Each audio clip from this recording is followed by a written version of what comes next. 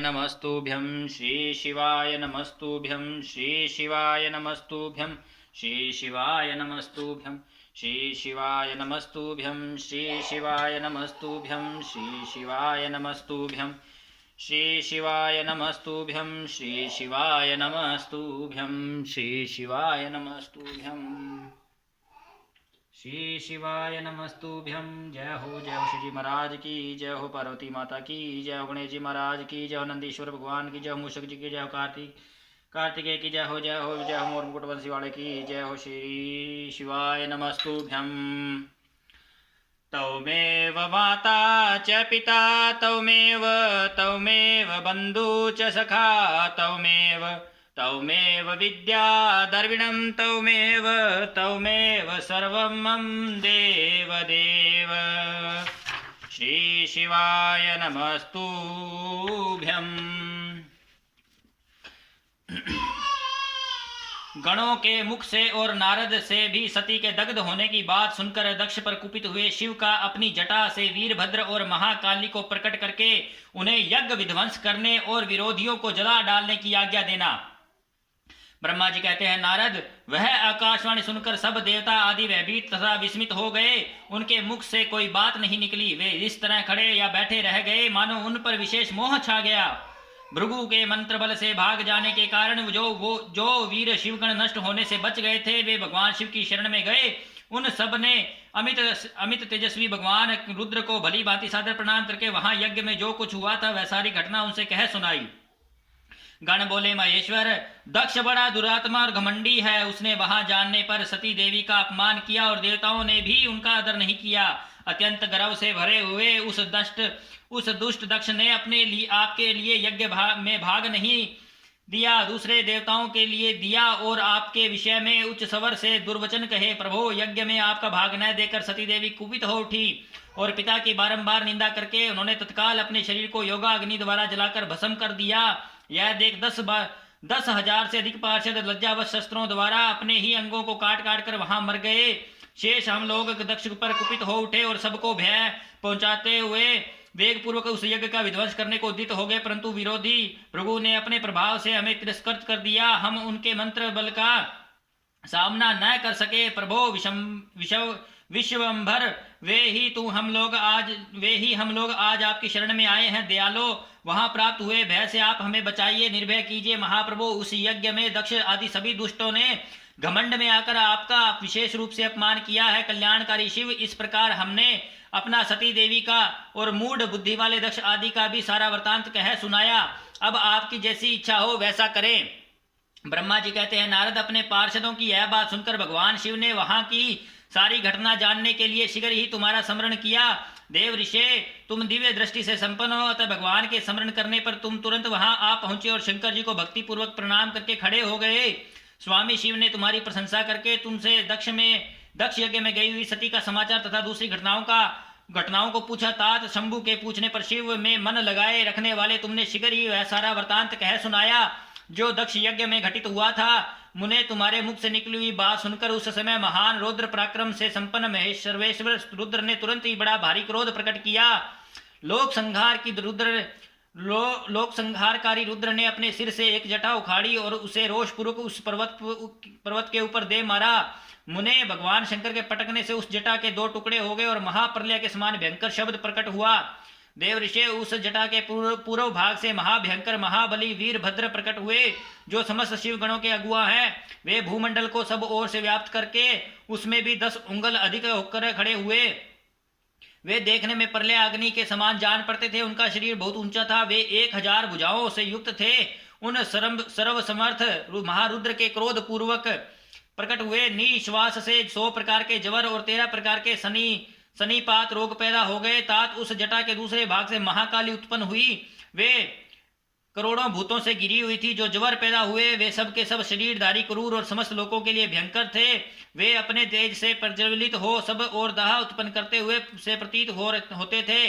वीरभद्र बातचीत करने में बड़े कुशल थे। उन्होंने दोनों हाथ जोड़कर परमेश्वर शिव को प्रणाम करके कहा।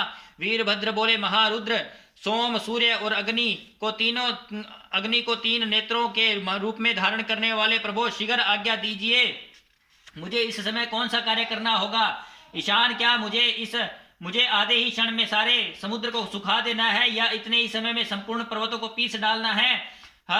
मैं एक ही क्षण में ब्रह्मांड को भस्म कर डालूं या समस्त देवताओं और मुनीश्वरों को जलाकर राख कर दूं? शंकर, ईशान, क्या मैं समस्त लोकों का उलट पुलट दूं या संपूर्ण प्राणियों का विनाश कर डालूं? महेश्वर, आपकी कृपा से कहीं कोई भी ऐसा कार्य नहीं है जिसे मैं न कर सकूं। पराक्रम के द्वारा मेरी समानता करने वाला वीर न पहले कभी हुआ और न आगे होगा। शंकर, आप किसी तिनके को भेज दें तो वह भी बिना किसी यत्न के क्षण भर में बड़े से बड़ा कार्य सिद्ध कर सकता है, इसमें संशय नहीं है। शंभो, यद्यपि आपकी लीला मात्र से सारा कार्य सिद्ध हो जाता, तथापि जो मुझे भेजा जा रहा है यह मुझ पर आपका अनुग्रह ही है। शंभो, मुझसे भी जो ऐसी शक्ति है वह आपकी कृपा से ही प्राप्त हुई है। शंकर, आपकी कृपा के बिना किसी में भी कोई शक्ति नहीं हो सकती। वास्तव में आपकी आज्ञा के बिना कोई तिनके आदि को भी हिलाने में समर्थ नहीं है, यह निसंदेह कहा जा सकता है। महादेव, मैं आपके चरणों में बारंबार प्रणाम करता हूँ। आप अपने अभिष्ट कार्य की सिद्धि के लिए मुझे आज शीघ्र भेजिए। शंभो, मेरी दाहिने अंग बार बार फड़क रहे हैं, इससे सूचित होता है कि मेरी विजय अवश्य होगी, अतः प्रभु मुझे भेजिए। शंकर, आज मुझे कोई अभूतपूर्व एवं विशेष हर्ष तथा उत्साह का अनुभव हो रहा है और मेरा चित्त आपके चरण कमल में लगा हुआ है, अतः पग पग पर मेरे लिए शुभ परिणाम का विस्तार होगा। शंभो, आपके शुभ के आधार हैं, जिसकी आप में सुदृढ़ भक्ति हो उसी को सदा विजय प्राप्त होती है, उसी का दिनों दिन शुभ होता है। ब्रह्मा जी कहते हैं, नारद, उसकी यह बात सुनकर सर्व मंगला के पति भगवान शिव बहुत संतुष्ट हुए और वीरभद्र तुम्हारी जय हो ऐसा आशीर्वाद देकर वे फिर बोले। महेश्वर ने कहा, मेरे पार्षदों में श्रेष्ठ वीरभद्र, ब्रह्मा जी का पुत्र दक्ष बड़ा दुष्ट है, उस मूर्ख को बड़ा घमंड हो गया है, अतः इन दिनों वह विशेष रूप से मेरा विरोध करने लगा है। दक्ष इस समय एक यज्ञ करने के लिए उद्यत है, तुम याग परिवार सहित उस यज्ञ को भस्म करके फिर शीघ्र मेरे स्थान पर लौट आओ। यदि देवता, गंधर्व, यक्ष अथवा अन्य कोई तुम्हारा सामना करने के लिए उद्यत हो तो उन्हें भी आज ही शीघ्र और सहसा भस्म कर डालना। दधीचि की दिलाई हुई मेरी शपथ का उल्लंघन करके जो देवता आदि वहां ठहरे हुए हैं उन्हें तुम निश्चय ही प्रयत्न पूर्वक जलाकर भस्म कर देना। जो मेरी शपथ का उल्लंघन करके गर्वयुक्त होकर वहां ठहरे हुए हैं वे सब के सब मेरे द्रोही हैं, अतः उन्हें अग्नि में माया से जला डालो। दक्ष की यज्ञशाला में जो अपनी पत्नियों और सारभूत उपकरणों के साथ बैठे हो उन सबको जलाकर भस्म कर देने के पश्चात फिर शीघ्र लौट आना। तुम्हारे वहां जाने पर विश्व देव आदि देवगण भी यदि तुम्हारे सामने आ जाएं, तुम्हारी सादर स्तुति करें तो भी तुम उन्हें शीघ्र आग की ज्वाला से जलाकर ही छोड़ना। फिर वीर वहां दक्ष आदि सब लोगों को पत्नी और बंधु बांधवों सहित जलाकर जल को लीला पूर्वक पी जाना। ब्रह्मा जी कहते हैं, नारद, जो वैदिक मर्यादा के पालक, काल के भी शत्रु तथा सबके ईश्वर हैं, वे भगवान रुद्र रोष से आंख लाल किए वीरभद्र ऐसा कहकर चुप हो गए। श्री शिवाय नमस्तुभ्यम, श्री शिवाय नमस्तुभ्यम। प्रमथ गणों सहित वीरभद्र और महाकाली का दक्ष यज्ञ विध्वंस के लिए प्रस्थान। दक्ष तथा देवताओं को अपशकुन एवं उत्पात सूचक लक्षणों का दर्शन एवं भय होना। ब्रह्मा जी कहते हैं, नारद, महेश्वर के इस वचनों को सुनकर आदर पूर्वक सुनकर वीरभद्र बहुत संतुष्ट हुए। उन्होंने महेश्वर को प्रणाम किया। तत्पश्चात उन देवादिदेव की शूल की उपयुक्त आज्ञा को शिरोधार्य करके वीरभद्र वहां से शीघ्र ही दक्ष के यज्ञ मंडप की ओर चले। भगवान शिव ने केवल शोभा के लिए उनके साथ करोड़ों महावीर गणों को भेज दिया जो प्रलय अग्नि के समान तेजस्वी थे। वे कौतूहलकारी प्रबल वीर प्रमथ गण वीरभद्र के आगे और पीछे भी चल रहे थे। काल के भी काल भगवान रुद्र के वीरभद्र सहित जो लाखों पार्षद गण थे उन सब का स्वरूप रुद्र के ही समान था। उन गणों के साथ महात्मा वीरभद्र भगवान शिव के समान ही वेशभूषा धारण किए रथ पर बैठकर यात्रा कर रहे थे। उनके 1,000 भुजाएं थी, शरीर में नागराज लिपटे हुए थे। वीरभद्र बड़े प्रबल और भयंकर दिखाई देते थे। उनका रथ बहुत ही विशाल था, उसमें 10,000 सिंह जोते जाते थे जो प्रयत्न पूर्वक उस रथ को खींचते थे। उसी प्रकार बहुत से प्रबल सिंह, शार्दुल, मगर, मत्स्य और सहस्त्रों हाथी उस रथ के पार्श्व भाग की रक्षा करते थे। काली, कात्यायनी, ईशानी, चामुंडा, मुंड, मर्दनी, भद्रकाली, भद्रा, तवरिता तथा वैष्णवी इन 9 दुर्गाओं के नव दुर्गाओं के साथ तथा समस्त भूत गणों के साथ महाकाली दक्ष का विनाश करने के लिए चली। डाकिनी, शाकिनी, भूत प्रमथ, गुहक, कुष्मांड, प्रपट, चटक, ब्रह्मा, राक्षस, भैरव तथा क्षेत्रपाल आदि वे सभी वीर भगवान शिव की आज्ञा का पालन एवं दक्ष के यज्ञ का विनाश करने के लिए तुरंत चल दिए। इनके सिवा 64 गणों के साथ योगिनियों का मंडल भी सहसा कुपित हो दक्ष यज्ञ का विनाश करने के लिए वहां से प्रस्थित हुआ। इस प्रकार कोटि कोटि गण एवं विभिन्न प्रकार के गणाधीश वीरभद्र के साथ चले। उस समय भैरियों की गंभीर ध्वनि होने लगी, नाना प्रकार के शब्द करने वाले शंख बज उठे, भिन्न भिन्न प्रकार की सींगें बजने लगी। महामुने सेना सहित वीरभद्र की यात्रा के समय वहां बहुत से सुखद शकुन होने लगे। इस प्रकार जब प्रमथ गणों सहित वीरभद्र ने प्रस्थान किया, तब उधर दक्ष तथा देवताओं को बहुत से अशुभ लक्षण दिखाई देने लगे। देव ऋषि यज्ञ विध्वंस की सूचना देने वाले त्रिविध उत्पात प्रकट होने लगे। दक्ष की बाईं आंख, बाईं भुजा और बाईं जांघ फड़कने लगी। तात वाम अंगों का फड़कना सर्वथा अशुभ सूचक था और नाना प्रकार के कष्ट मिलने की सूचना दे रहा था। उस समय दक्ष की यज्ञशाला धरती डोलने लगी। दक्ष को दोपहर के समय भी दिन में ही अद्भुत तारे दिखने लगे।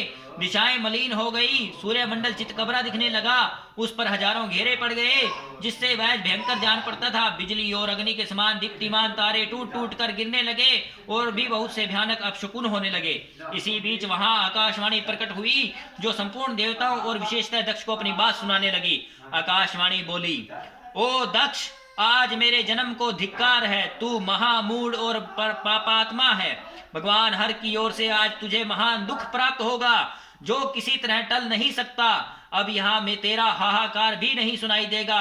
जो मूढ़ देवता आदि तेरे यज्ञ में स्थित हैं, उनको भी महान दुख होगा, इसमें संशय नहीं है। ब्रह्मा जी कहते हैं, मुने, आकाशवाणी की यह बात सुनकर और पूर्वोक्त अशुभ सूचक लक्षणों को देखकर दक्ष तथा दूसरे देवता आदि को भी अत्यंत भय प्राप्त हुआ। उस समय दक्ष मन ही मन अत्यंत व्याकुल हो कांपने लगे और प्रभु लक्ष्मीपति भगवान विष्णु की शरण में गए। वे भय से अधीर हो बेसुध हो रहे थे। उन्होंने स्वजन वत्सल देवाधिदेव भगवान विष्णु को प्रणाम किया और उनकी स्तुति करके कहा। अध्याय 3334 समाप्त। श्री शिवाय नमस्तुभ्यम। श्री शिवाय नमस्तुभ्यम। श्री शिवाय नमस्तुभ्यम। ओम जय शिव ओमकारा, प्रभु जय शिव ओमकारा। ब्रह्मा विष्णु सदा शिव अर्धांगी धारा। ओम जय शिव ओमकारा। एकानन चतुरानन पंचानन राजे। हंसासन गरुड़ासन वृषवाहन साजे। ओम जय शिव ओमकारा। दो भुज चार चतुर्भुज, 10 भुज अति सोहे। तीनों रूप निरखता, त्रिभुवन जन मोहे। ओम जय शिव ओमकारा। अक्षमाला वनमाला मुंडमाला धारी। चंदन मृगमद सोहे, भोले शुभकारी। ओम जय शिव ओमकारा। श्वेतांबर पीतांबर बाघंबर अंगे। सनकादिक ब्रह्मादिक भूतादिक संगे। ओम जय शिव ओमकारा। कर के मध्य कमंडलु चक्र त्रिशूल धरता। जग करता जग हरता, जग पालन करता। ओम जय शिव ओमकारा। ब्रह्मा विष्णु सदा शिव जानत अविवेका। प्रणव अक्षर के मध्य ये तीनों एका। ओम जय शिव ओमकारा। त्रिगुण स्वामी स्वामी जी की आरती जो कोई जन गावे, कहत शिवानंद स्वामी मन वांछित फल पावे। ओम जय शिव ओमकारा। बोलो शिवजी महाराज की जय हो। श्री शिवाय नमस्तुभ्यं। जय कुबेरेश्वर महादेव की जय, पशुपतिनाथ महादेव की जय हो, नीलकंठ महादेव की, सोमनाथ महादेव की जय हो, महाकाल की जय हो, केदारनाथ महादेव की जय हो। हर हर शंभु हर हर महादेव।